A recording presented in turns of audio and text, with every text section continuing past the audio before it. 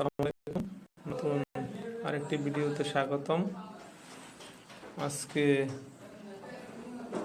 দুইটা বাথরুমের pipe setting করলাম। এখানে বেসিং হবে, একটা গরম একটা ঠান্ডার লাইন। কেমন হয়েছে সবাই জানাবেন। এই হচ্ছে অবস্থা।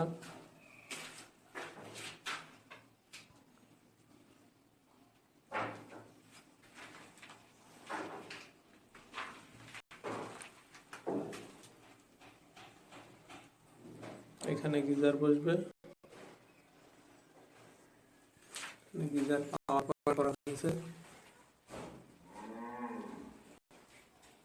অন্ধকার, দেখা যাচ্ছে না।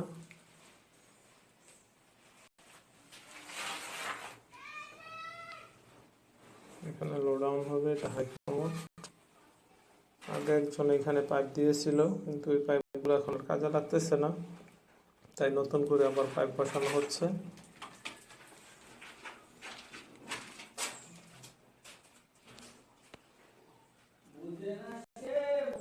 একটা পাওয়ার পয়েন্ট, এখানে থাকবে গিজার।